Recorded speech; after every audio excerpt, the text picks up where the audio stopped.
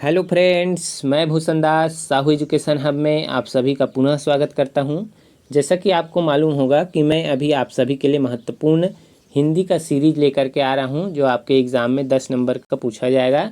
उससे रिलेटेड जो है अच्छे से प्रिपेयर इस चैनल के माध्यम से कराया जा रहा है। तो चलिए फ्रेंड्स, आज का पहला क्वेश्चन देखते हैं। प्रतिकूल कार्य करने के लिए उचित मुहावरा होगा। तो प्रतिकूल कार्य करने के लिए उचित मुहावरा क्या होगा? उल्टी गंगा बहाना, उठा न रखना, 19-20 होना या एक आंख से देखना। तो इसका करेक्ट आंसर क्या होगा? ऑप्शन नंबर ए, उल्टी गंगा बहाना जो है प्रतिकूल कार्य, उल्टा कार्य करते हैं तो उल्टी गंगा बहाना इसका करेक्ट आंसर होगा। नेक्स्ट क्वेश्चन दिया गया है, नीचे लिखे शब्द समूहों में जो भिन्न है उसको बताना है आपको। तो कौन सा भिन्न है? आदमी, समाज, लड़की, सेना या बी, टोली, दल, बाजार, नगर, गुच्छा, ढेर, श्रृंखला, झुंड, परिवार, संघ, बालक, कक्षा। तो इसका correct answer option number D होगा। यही जो है सभी से भिन्न है। बाकी जो है ये तीनों दिया गया है, ये जो है एक शब्द समूह के अंतर्गत आ रहा है और कहीं ना कहीं ये एक दूसरे से जुड़े हुए हैं। तो चलिए फ्रेंड्स, अगले क्वेश्चन पर चलते हैं। वाक्य के गुण की श्रेणी में नहीं है। तो वाक्य के गुण की श्रेणी में कौन सा नहीं है? आकांक्षा, योग्यता या सानिध्य या आसक्ति, उद्देश्य। तो इसका नहीं है बताना है, वाक्य के गुण की श्रेणी में नहीं है। तो इसका correct answer option number D, उद्देश्य होगा फ्रेंड। और उद्देश्य किसके अंतर्गत आता है? तो उद्देश्य जो है एक विषय के अंतर्गत आता है, इसको याद रखिएगा। एग्जाम की दृष्टि से महत्वपूर्ण क्वेश्चन है। चलिए फ्रेंड्स, अगले क्वेश्चन पर चलते हैं। इससे पहले यदि हमारे चैनल पर पहली बार आए होंगे तो हमारे चैनल को लाइक और सब्सक्राइब करके रख लीजिएगा। इसमें सभी प्रतियोगी परीक्षाओं की तैयारी पूर्ण रूप से कराई जाती है एवं जो भी नोटिफिकेशन आता है जॉब संबंधित, आपको लेटेस्ट जानकारी इस वीडियो के माध्यम से मिलती रहती है फ्रेंड, इस चैनल के माध्यम से। तो चलिए फ्रेंड्स, क्वेश्चन देखते हैं। शब्द रचना विधि के आधार पर 4 विधियां हैं। तो 4 विधियां कौन कौन सी है? तत्सम, तद्भव, देशज, विदेशज है या विकारी, अविकारी, यौगिक या मिश्रित है। तत्सम, तद्भव उपसर्ग प्रत्यय है या उपसर्ग प्रत्यय संधि समास है। तो 4 आपको बताना है, 4 विधियां। तो इसका करेक्ट आंसर जो है ऑप्शन नंबर ए के साथ जाएंगे। तत्सम, तद्भव और देशज, विदेशज, ये 4 विधियां जो है रचना के आधार पर है। चलिए फ्रेंड, अगले क्वेश्चन पर चलते हैं। शब्दों के अक्षरों का हेर फेर कहलाता है। तो शब्दों के अक्षरों का हेर फेर को हम क्या कहेंगे?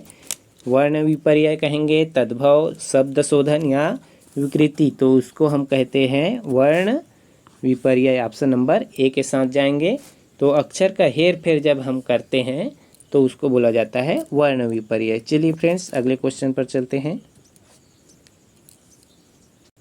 हिंदी व्यंजन ध्वनियों में 4 अंतस्थ व्यंजन हैं। तो 4 अंतस्थ व्यंजन कौन कौन सा है आपको बताना है। स, स, ह है या अंगा, या, न, अणा, म है या र, ला, वा है या छ, त्र, ज्ञा या स्र है। तो इसका करेक्ट आंसर 4 अंतस्थ व्यंजन आपको बताना है।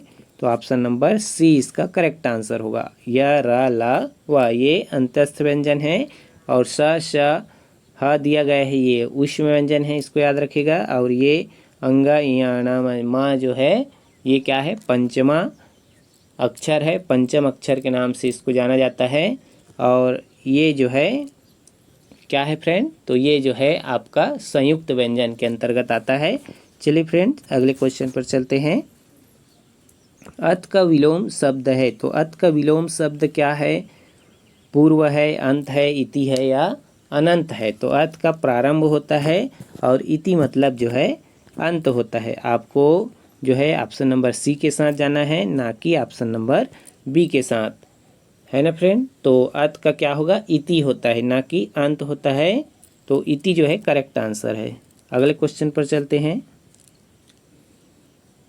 नीरव शब्द का संधि विग्रह है। तो नीरव शब्द का संधि विग्रह क्या है? तो इसका correct answer option number A, निह धन रव इसका करेक्ट आंसर होगा। नेक्स्ट क्वेश्चन दिया गया है। परसर्ग किसे कहते हैं? तो परसर्ग किसे कहेंगे? उपसर्ग को, कारक चिन्हों को, प्रत्यय को या वाक्य के अंगों को। तो परसर्ग हम किसे कहते हैं? तो इसका correct answer option number B के साथ जाएंगे, कारक चिन्हों को। और कारक चिन्ह कितने प्रकार के होते हैं फ्रेंड? तो कारक चिन्ह जो है 8 प्रकार से आपको देखने को मिलता है। कौन कौन से? कर्ता ने कर्म को, करण से, ये आप याद रखिएगा फ्रेंड। चलिए अगले क्वेश्चन पर चलते हैं। हमारा वीडियो आपको अच्छा लग रहा होगा तो हमारे वीडियो को लाइक और सब्सक्राइब करके रख लीजिएगा फ्रेंड। दिया गया है, मैं सुबह घूमने जाता हूँ। यह कैसा वाक्य है? इच्छार्थक वाक्य है, आज्ञार्थक वाक्य है, या विधानार्थक वाक्य है, या संकेतार्थक वाक्य है। तो मैं सुबह घूमने जाता हूँ, यह जो है एक प्रकार से हम कह सकते हैं ऑप्शन नंबर सी विधानार्थक वाक्य है। और विधानार्थक वाक्य में जैसे क्रिया में कार्य करने का बोध होता है। तो यहाँ पर जो है दिया गया है क्या? मैं सुबह घूमने जाता हूँ। तो घूमना एक प्रकार से कार्य दिए गए हैं, और कार्य जहाँ होता है तो जो है उसे हम विधानार्थक वाक्य कहते हैं। चलिए फ्रेंड्स अगले क्वेश्चन पर चलते हैं। गरीब के घर में गुणवान का उत्पन्न होना के लिए उपयुक्त विकल्प होगा। तो कैसा विकल्प होगा? गुदड़ी का लाल होगा, या छप्पर फाड़ के देना होगा, घी के दिए जलाना होगा, या दिन दूना रात चौगुना होगा। तो इसका करेक्ट आंसर क्या होगा? गरीब के घर में गुणवान का उत्पन्न होगा, उसे हम बोलते हैं गुदड़ी के लाल। ए नंबर इसका करेक्ट आंसर होगा। नेक्स्ट क्वेश्चन दिया गया है, अंगूठा दिखाना मुहावरा का अर्थ है। तो अंगूठा दिखाना मुहावरा का क्या अर्थ होगा? धोखा देना होगा, काम न करना, झूठ बोलना, या अंगूठा को दिखाना। तो इसका करेक्ट आंसर क्या होगा? ऑप्शन नंबर ए के साथ जाएंगे, धोखा देना। अंगूठा दिखाना मतलब धोखा देना होता है फ्रेंड। चलिए अगले क्वेश्चन पर चलते हैं। जिसे तुरंत उचित उत्तर सूझ जाए उसे कहते हैं। तो उसे क्या कहेंगे? मेधावी कहेंगे, प्रत्युन्नति कहेंगे, कुशाग्र बुद्धि कहेंगे, या जीर्गाणु कहेंगे। तो इसका करेक्ट आंसर क्या होगा? ऑप्शन नंबर बी के साथ जाएंगे, उसे हम कहते हैं प्रत्युन्नति। जिसे तुरंत उचित उत्तर सूझ जाए, जो भी क्वेश्चन करो वो तुरंत फट से जवाब देता है, उसे हम प्रत्युन्नति कहते हैं। तो चलिए फ्रेंड्स आज के लिए बस इतना ही। मिलते हैं एक शानदार अगले सीरीज के साथ। और हमारा वीडियो कैसा लगा कमेंट बॉक्स में ज़रूर बताएं, और जो भी डाउट होगा उसे हमें पूछ सकते हैं फ्रेंड। तो मिलते हैं एक शानदार अगले वीडियो के साथ, तब तक के लिए जय हिंद।